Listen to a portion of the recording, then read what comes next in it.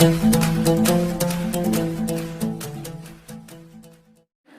सभी लोगों का स्वागत है आपके अपने YouTube channel future online classes में। और आप सभी लोगों को गुड इवनिंग। आप सभी लोग जल्द से जल्द जो है जुड़ जाए और वीडियो को शेयर कर दे ग्रुप में। आज मेरी थोड़ी गला जो है ख़राब है जी। गुड इवनिंग सभी लोगों को। अमन गुड इवनिंग जी। तो आज जो है हमारा थोड़ा गला ख़राब है, लेकिन क्लास आपके जो है नहीं छूटना चाहिए, जिसकी वजह से जो है रेगुलर क्लास करने की जो है हमारी तरफ से पूरी कोशिश जो है की जा रही है। और कल हमने जो है पढ़ा था आपके लिए पेपर 1 के ही बारे में पढ़ा था, जिसमें नहीं, कल तो हमने क्लास नहीं लिया था ना। कल तो हमने आप सभी लोगों से वार्तालाप किया था जी। स्पॉट एडमिशन को लेकर आपके बात बताए जाएंगे। अभी तक जो है कोई भी डेट नहीं आई है स्पॉट एडमिशन को लेकर, तो अभी निश्चिंत रहे। अगर आते हैं स्पॉट एडमिशन के डेट तो आपको बताए जाएंगे, समझ रहे हैं जी। बुक को लेकर या आपके जो प्रश्न है वो सारी चीज बताए जाएंगे, टेंशन नहीं ले। ओके, अभी हम क्लास के ऊपर बात करेंगे, क्योंकि क्लास करते समय ज्यादा मैं कमेंट आप सभी लोगों का नहीं लूंगा, क्योंकि आप सभी लोगों का जो प्रश्न है वो इतना है कि मैं बता नहीं सकता हूं, जबकि सारी चीजें आपको बता दी गई है जी। ओके, तो देखिए हमने जो है इसके पहले 4 वीडियो आपको जो है बताया है। 4 वीडियो के माध्यम से आपको जो हमारा पेपर F1 है, अभी भी हम जो है पेपर F1 के ऊपर ही बात करेंगे, उसके 3rd पॉइंट को डिस्कस करेंगे। जैसे यूनिट 1 में जो है आपको टोटल कितने 4 पॉइंट जो है पढ़ने हैं, तो मैंने जो है आपको 2 पॉइंट क्लियर कर दिया है, जिसमें आपको मैंने बच्चे बचपन, फिर मैंने समाजीकरण के प्रभावित करने वाले कारक, शिक्षा के ऊपर, बहुत सारी चीज़ों के ऊपर मैंने बात किया है। तो आज भी जो हमारा टॉपिक है वो है कि जैसे कि जो हमारा पेपर है आज, तो ये तो आप सभी लोगों को मालूम होगा जी। आप सभी लोगों को गुड इवनिंग। जल्द से जल्द जो है ज्वाइन करें आप सभी लोग, और वीडियो को लाइक करना नहीं भूलेंगे, और चैनल पर नए हैं तो चैनल को सब्सक्राइब भी कर लेंगे जी। प्लेलिस्ट भी तैयार हो जाएगा, टेंशन नहीं ले। आपके प्लेलिस्ट तैयार हो जाएंगे कल या परसों जो है आपके प्लेलिस्ट तैयार हो जाएंगे। आज आपका जो है 18 है ना, कल या परसों हो जाएंगे, टेंशन नहीं ले। ओके, देखिए जो आपका पेपर F1 है, अब हम पढ़ाई के ऊपर चलते हैं।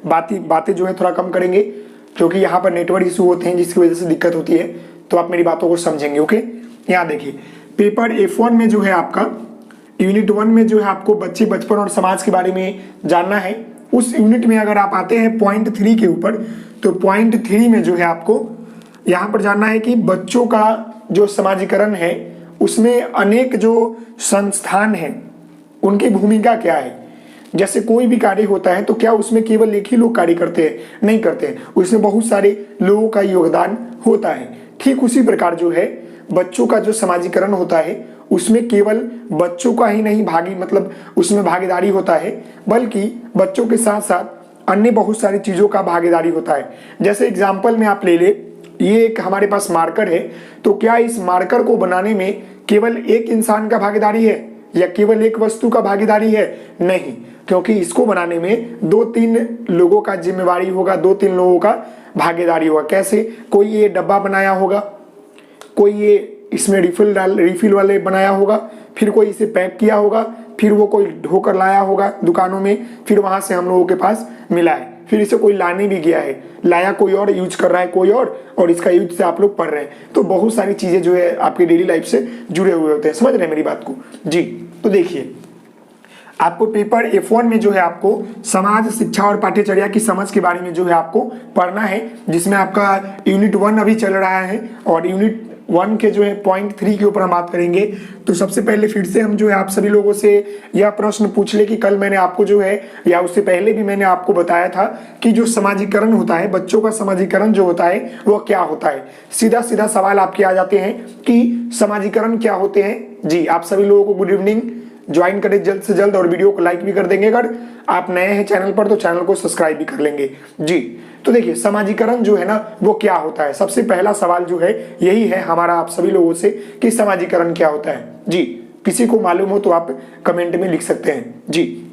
देखिए समाजीकरण एक ऐसी प्रक्रिया है जिसके माध्यम से बालक अपने समाज में रहकर अपने समाज के रीति रिवाज, रहन सहन, बोल चाल एवं संस्कृति आदि को सीखता है। कहने का मतलब है कि समाजीकरण जो है एक ऐसी प्रक्रिया है, मैंने आपको कल ही बताया था जी। कोई बताए जी?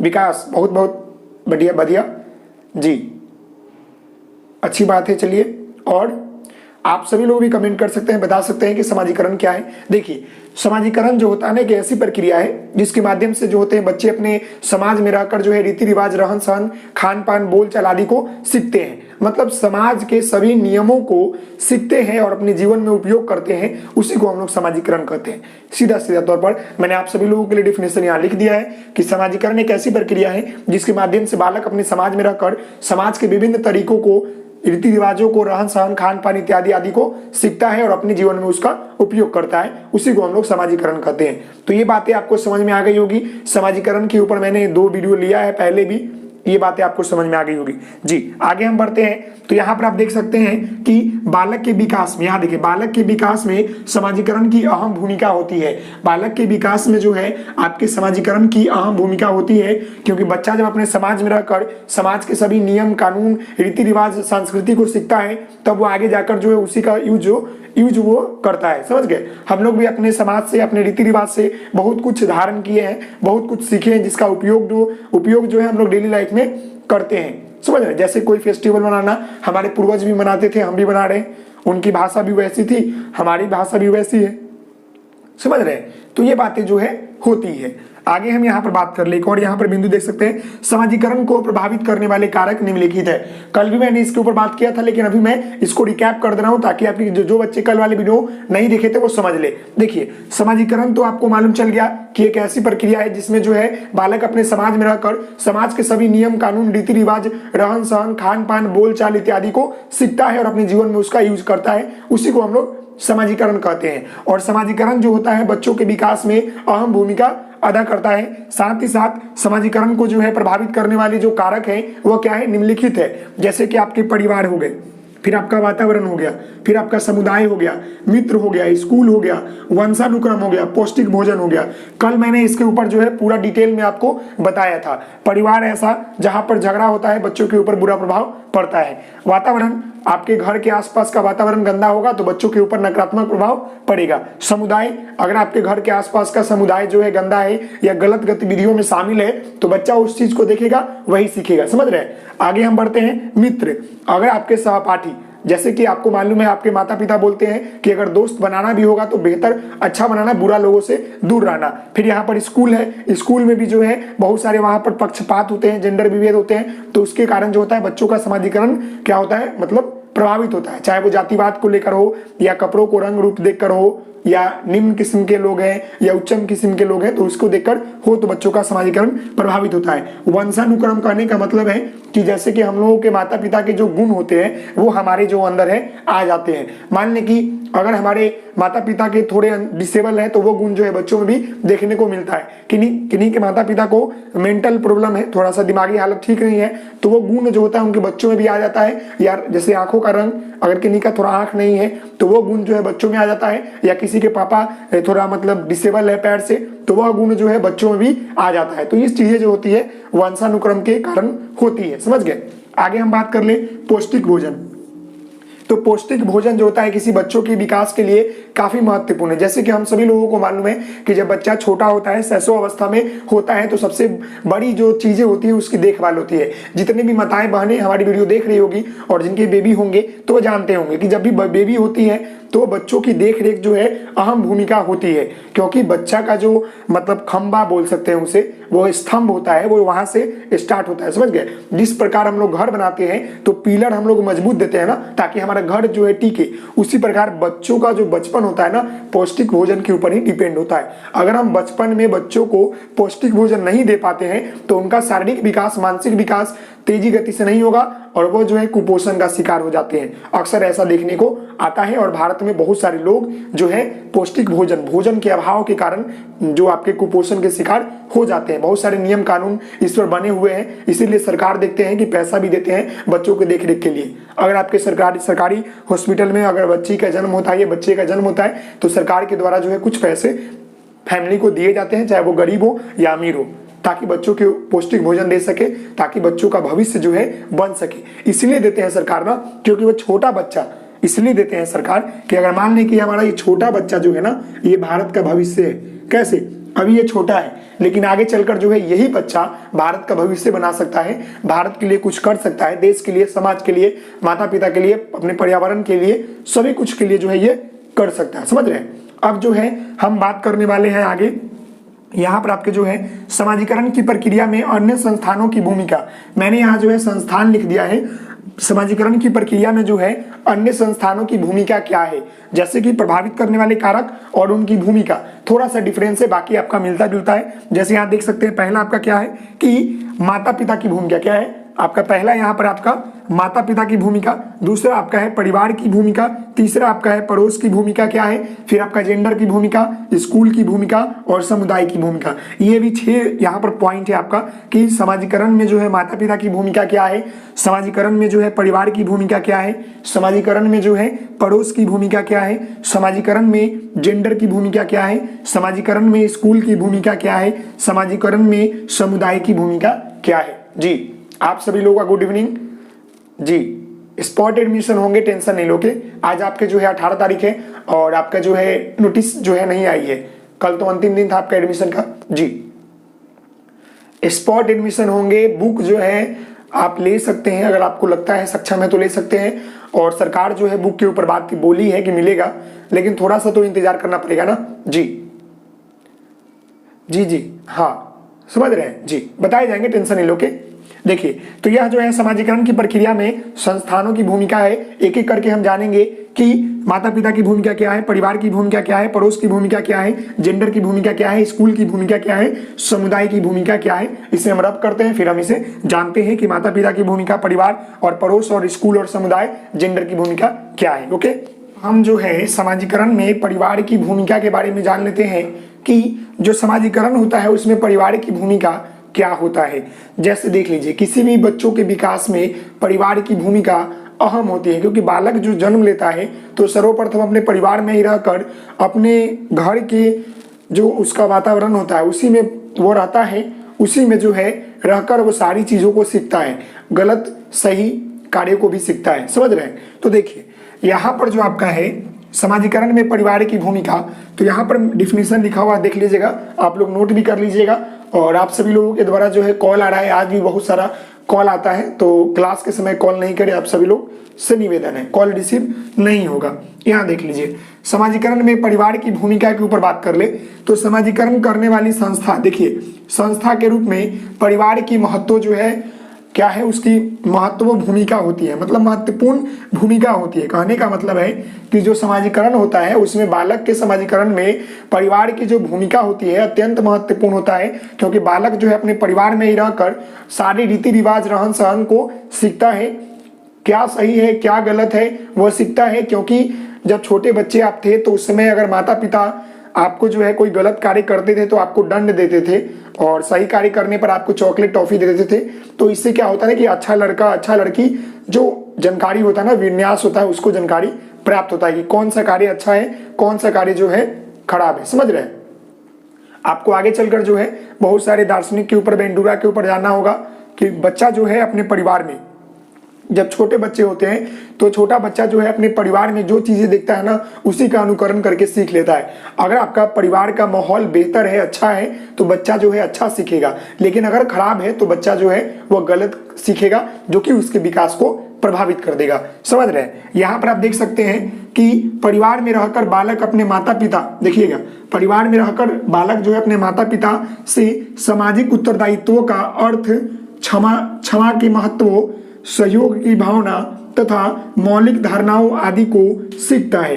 कहने का मतलब है कि बालक जो है अपने परिवार में ही रह के अपने माता पिता से ही जो सामाजिक उत्तरदायित्व है, जो हम लोग समाज में रहते हैं तो सभी लोगों का उत्तरदायित्व है कि हम लोग अपने समाज के सभी नियम रीति रिवाज कानून को माने, क्योंकि समाज का जो है एक बाउंडेशन होता है। अगर आप उस सीमा से ऊपर जाते हैं तो फिर आपके समाज में रहने नहीं दिया जाएगा। समाज वाले जो लोग होते हैं वो आपको बहिष्कार कर देंगे, और ये सही भी है। अगर नहीं रहता तो लोग कुछ से जो है कुछ भी कर देता। इसीलिए हमारे समाज में बाउंडेशन है, हमारे रीति रिवाज में बाउंडेशन है, तो हम लोग उसी सीमा तक रहते हैं, उस सीमा से आगे नहीं जाते हैं। अगर जाएंगे तो फिर दिक्कत आने लगेगी। समझ रहे हैं जी। तो यहाँ पर आप देख सकते हैं कि यहाँ पर है कि परिवार में रहकर बालक अपने माता पिता से सामाजिक उत्तरदायित्व का अर्थ, क्षमा का महत्व, सहयोग की भावना तथा मौलिक धारणाओं आदि को सीखता है। समझ गए। अब यहाँ पर मैंने एक फिगर भी आपके लिए बनाया है, समझ लीजिएगा इस फिगर का अर्थ। ये जो बालक है तो इसको बचपन में क्या होता है ना, इसको बालक को जो है क्या सही है, कौन सा कार्य सही है, कौन सा गलत है, इसकी जानकारी जो है नहीं रहता है। तो अगर यह बालक जो है अपने परिवार में, अगर उसके माता पिता यह जानकारी अगर नहीं है उनको कि कौन सा कार्य सही है, कौन सा कार्य गलत है, तो बच्चे जो है अगर कोई भी कार्य करेंगे तो वह गलत करे सही करे कोई फर्क नहीं पड़ने वाले हैं। समझ रहे हैं। लेकिन अगर इसी बच्चे को सही कार्य के लिए, अगर आपका सही कार्य कर रहा है तो इसके लिए जो है आपका पुरस्कार दिया जा रहा है। समझ गए, इसके लिए पुरस्कार। लेकिन अगर यही जो है बच्चा गलत कार्य करता है तो इसके लिए क्या दिया जाएगा, दंड। समझ गए, दंड दिया जाएगा।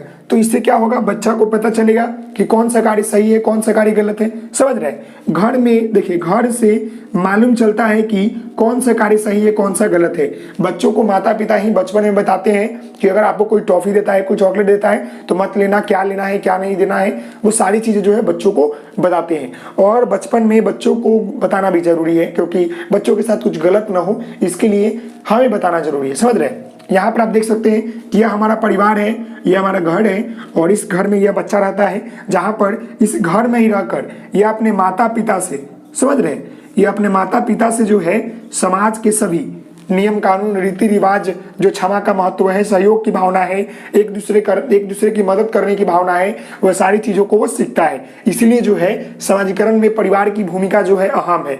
और मैंने आपको बता दूं कि समाजीकरण जो में परिवार की भूमिका जो है नकारात्मक और सकारात्मक दोनों है, क्योंकि अगर बच्चा गलत देखेगा तो गलत सोचेगा, अगर वो सही देखेगा तो सही सोचेगा। इसलिए इसका दोनों प्रभाव पड़ता है, ये कारक में भी आता है और योगदान में भी आता है, दोनों चीजें जो ये करता है। अगर मारपीट रोज हो उसके परिवार में तो वो गलत सोचेगा, गलत देखेगा तो गलत सीखेगा। अगर अच्छा परिवार हो तो उसका समाजीकरण बेहतर होगा, जो कि उसके बच्चों के भविष्य में बेहतर योगदान अदा करेगा। समझ रहे हैं। अब हम विद्यालय की भूमिका के बारे में जानेंगे। मेन टॉपिक मैंने 6 पॉइंट आपको बताया था, लेकिन मेन टॉपिक के ऊपर हम बात कर लेंगे। जेंडर की बात कर ले तो जेंडर में जैसे पक्षपात ना हो, समझ रहे हैं, जेंडर पक्षपात ना हो कि तुम लड़के हो केवल गेम खेलो, तुम लड़की हो रोटी बनाओ, ऐसा कुछ नहीं होना चाहिए। समाजीकरण कहने का अर्थ है कि सभी को एक समान शामिल करके समाजीकरण हो, किसी तरह का कोई भेदभाव नहीं हो। तो लड़के भी रोटी बना सकते हैं, लड़कियां भी रोटी बना सकती है, लड़के भी क्रिकेट खेल सकते हैं, लड़कियां भी खेल सकती है।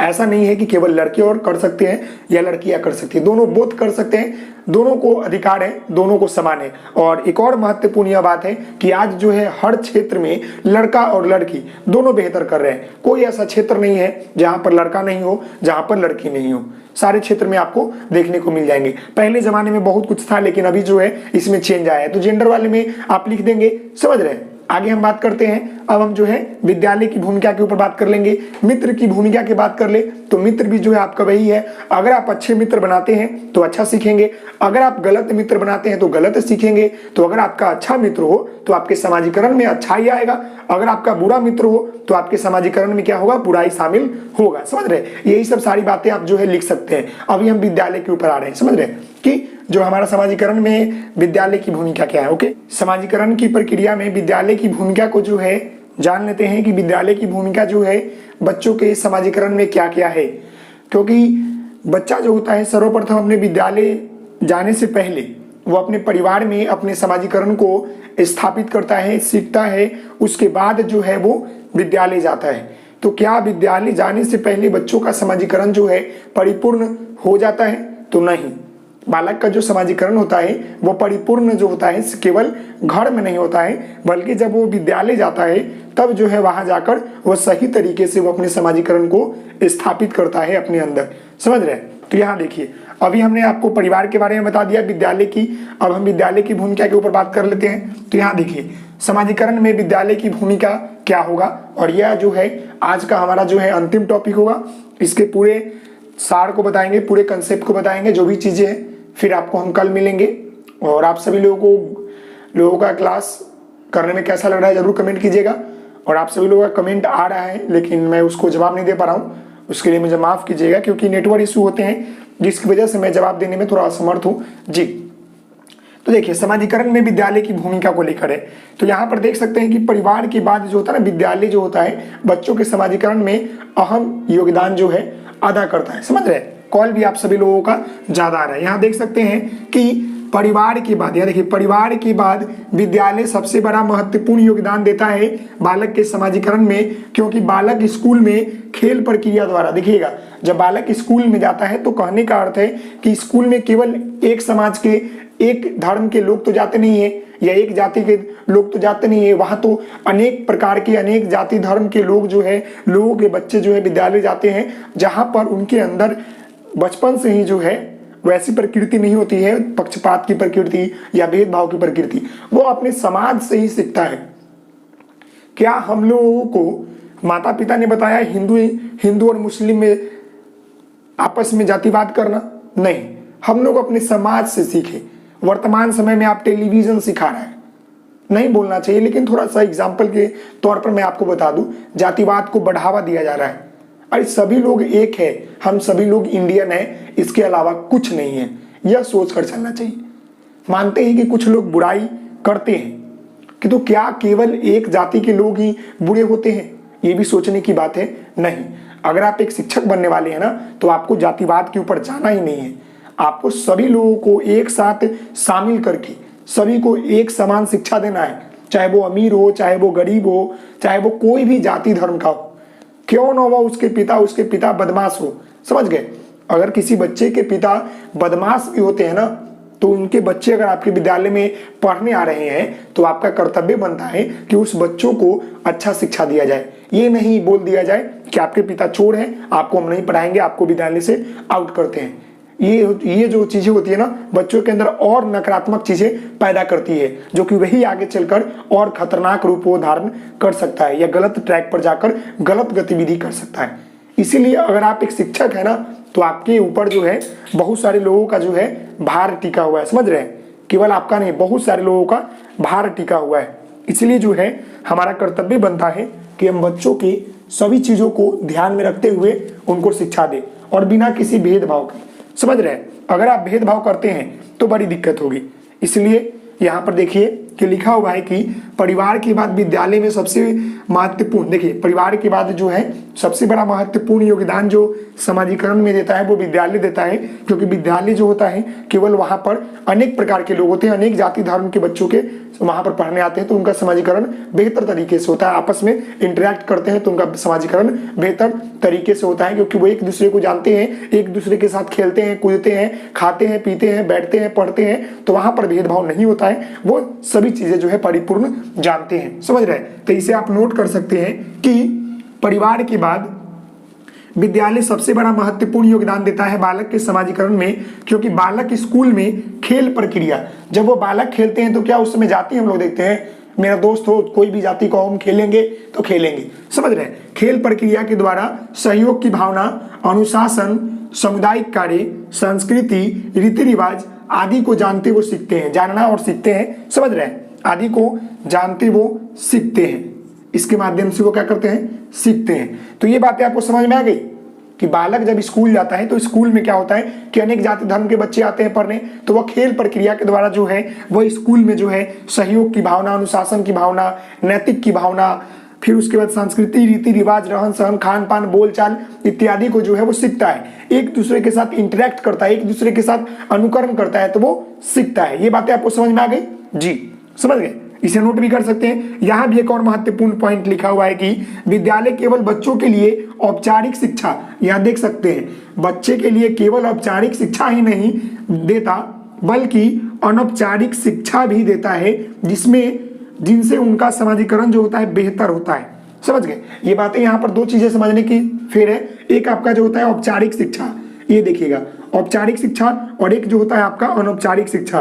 ये दोनों के बारे में आपके एग्जाम में प्रश्न पूछते हैं कि औपचारिक शिक्षा क्या है, अनौपचारिक शिक्षा क्या है, ये आपसे प्रश्न पूछेंगे। तो देखिए, जो हम लोग अपने विद्यालय में, ट्यूशन में या कोई भी संस्था में, कॉलेज में जो शिक्षा ग्रहण करते हैं वो हमारा औपचारिक होता है। समझ रहे हैं? अगर आप जो है अपने विद्यालय में, अपने कोचिंग में, अपने कॉलेज में कहीं भी बैठकर जो शिक्षा ग्रहण कर रहे हैं, जो विषय से रिलेटेड शिक्षा ग्रहण कर रहे हैं, वो आपका औपचारिक हो जाएगा। और अनौपचारिक जो होता है कि आप कहीं से भी जो है कोई भी शिक्षा को ग्रहण कर लेते हैं। जैसे एग्जाम्पल में मान लें कि एक छोटी सी ये चींटी है और चींटी जो है ये ऊपर चढ़ रही है 100 बार दाना लेकर, फिर फिसल रही है, फिर चढ़ रही है, फिर फिसल रही है। तो यहाँ भी हमें जो है शिक्षा मिल रहा है कि अगर हम लोग निरंतर प्रयास करते रहें, मतलब कि लगातार प्रयास करते रहें, तो हम अपने मंजिल को पा सकते हैं। तो ये क्या हो गया, हमारा अनौपचारिक हो गया। उसी तरह घोड़ा का रेस देख रहे हैं, वहां भी आपको शिक्षा मिलता है। कार की रेस देख रहे हैं, या मतलब कहने का अर्थ है कि जो हमें पर्यावरण में हमें शिक्षा मिलता है उसे हम लोग अनौपचारिक शिक्षा कहते हैं। कि पढ़ाई से रिलेटेड छोड़कर जो सामाजिक बातें हैं, जो सामाजिक रीति रिवाज है, रहन सहन है, खान पान है, जो बोल चाल है, या अनौपचारिक शिक्षा जो होता है जो हम लोग स्कूल कॉलेज में सीखते हैं, बस यही डिफरेंस है। अनौपचारिक शिक्षा हम लोग स्कूल कॉलेज ट्यूशन में सीखते हैं, और आपका औपचारिक शिक्षा जो हम लोग कहीं भी वातावरण में, खुले वातावरण में, जंगल में, खेतों में कहीं भी सीखते हैं, उसी को हम लोग अनौपचारिक शिक्षा कहते हैं। और ये दोनों शिक्षा हमारे जीवन के लिए बेहद जरूरी है, समझ रहे हैं। ये हमारी जो शिक्षा है ना, औपचारिक शिक्षा, ये हमारे बौद्धिक सोच को उत्पन्न करता है। और अनौपचारिक सोच जो यहाँ पर अनौपचारिक शिक्षा जो है ना, हमारे व्यक्तित्वों को निखारता है, समझ गए, व्यक्तित्वों को, व्यवहार को, रीति, सभी चीजों को निखारता है। ये हमारे लिए जरूरी है। तो यही बात यहाँ की गई है कि विद्यालय केवल बच्चों के लिए औपचारिक शिक्षा ही नहीं बल्कि अनौपचारिक शिक्षा भी देता है, जिनका उनका समाजीकरण बेहतर होता है। जब बच्चे जो है औपचारिक और अनौपचारिक शिक्षा समझ लेंगे तो उनका समाजीकरण तो बेहतर हो जाएगा, उन्हें सही गलत का पता चल जाएगा, सारी चीजें के बारे में पता चल जाएगा, समझ रहे हैं जी। यहाँ देखिए अगला जो है लास्ट बिंदु, जो कि आज हमारा जो है अंतिम, यह जो है वीडियो का अंतिम पॉइंट है। फिर हम लोग कल मिलेंगे, क्योंकि वीडियो जो है अप्रॉक्स आपके 20 मिनट हो चुके हैं अप्रॉक्स जी। तो नेटवर्क इशू आते हैं, तो इसीलिए आज के लिए इतना ही। फिर हम कल वाले क्लास में आगे जानेंगे, क्योंकि जो हमारा कंसेप्ट देने का तरीका ना, वो बेहतर तरीके से देने का है। जैसे यहाँ पर आप देख सकते हैं, विद्यालय बच्चों के आपके सीटीटी में प्रश्न पूछता है कि बच्चों का समाजीकरण का प्राथमिक स्तर क्या है, तो वो आपका परिवार है। द्वितीय जो समाजीकरण का प्रक्रिया में कौन योगदान देता है, तो विद्यालय देता है या मीडिया देता है, याद रखिएगा। ये 2 नंबर आपके सीटेट के लिए हो चुका है कंफर्म जी। बच्चों के समाजीकरण में महत्वपूर्ण भूमिका अदा कौन कौन करता है, ये बातें जो है आप समझ ले कि बच्चों का जो समाजीकरण होता है, जिसके माध्यम से बच्चा जो है भावी विकास अपने जीवन का करता है, साथ ही साथ रीति रिवाज, रहन सहन, खान पान, बोलचाल इत्यादि को सीखता है, तो उसमें जो है कौन कौन योगदान अदा करता है। जैसे हम लोग यहाँ पर आए हैं, तो हम लोगों के यहाँ पर आने में या शिक्षा लेने में, या हम लोग यहाँ पर 12 पास कर गए, ग्रेजुएशन कर गए, बहुत सारी चीजें जो है कर गए, तो वो चीजें में किस किस लोगों ने योगदान दिया, टीचर दिया, माता पिता ने दिया, परिवार दिया, समाज दिया, पैसा दिया। तो ये सारी चीजों के बारे में जान ले कि बच्चों के समाजीकरण में महत्वपूर्ण भूमिका कौन कौन अदा करता है। तो यहाँ देख सकते हैं, पहला आपका परिवार, नोट कर लीजिएगा, परिवार, माता पिता, समाज, मित्र, विद्यालय, शिक्षक, रिश्तेदार, खेल, ये सभी प्रक्रिया जो है ना आपकी भूमिका अदा करती है बच्चों के समाजीकरण में। तो आज के लिए इतना ही।